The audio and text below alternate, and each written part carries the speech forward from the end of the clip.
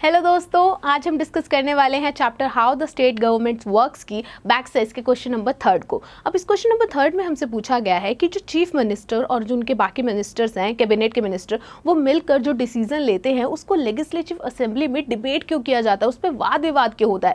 Well दोस्तों, हम जानते हैं हमारी जो लेजिस्लेटिव असेंबली होती है ना, उसमें दो मेजर पार्टीज होती है, एक जो रूलिंग पार्टी होती है और एक होती है अपोजिशन, जिसमें डिफरेंट पार्टीज होती हैं जो मेजॉरिटी नंबर क्रॉस नहीं कर पाती, बट स्टिल वो लेजिस्लेटिव असेंबली का मेंबर होती हैं और जो भी डिसीजन आते हैं उन पे प्रॉपर्ली पार्टिसिपेट करती हैं। और अगर उन्हें ऐसा लगता है कि वो डिसीजन किसी पर्टिकुलर कम्युनिटी को हार्म कर सकता है या फिर उन्हें उनकी अपॉर्चुनिटी को कम कर सकता है तो वो उस पर डिबेट करते हैं। और इससे ये प्रूव होता है कि हमारी लेजिस्लेटिव असेंबली में भी डेमोक्रेसी है और वहाँ पर किसी भी पर्टिकुलर कम्युनिटी का कोई भी नुकसान नहीं हो सकता।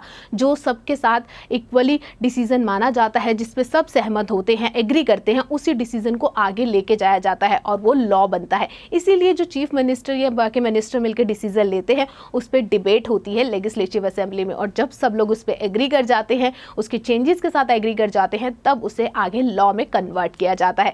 तो देखा स्टूडेंट्स, कितनी इजीली हमने इस क्वेश्चन को भी समझ लिया है। वेल, ये क्वेश्चन हमें अच्छी तरीके से समझ आ चुका है, पर अगर आपको इसे और ऑर्गेनाइज वे में लिखना है, एग्जाम में अच्छा स्कोर करना है, तो पीयू स्टैक के रिटन सॉल्यूशंस को जरूर विजिट कीजिएगा। Thank you for watching students, stay tuned. I am sure students, आप लोगों की वीडियो बहुत पसंद आई होगी और इसी तरह से एक मजेदार तरीके से अपने सभी कॉन्सेप्ट्स को क्लियर करने के लिए आप लोग डाउनलोड कर सकते हैं पीयू स्टैक ऐप, जहां पर आपको और भी बहुत सारे ऑप्शंस मिल जाएंगे, जैसे कि sample papers, back size solution, tip videos and much more. So what are you waiting for? Download the app now.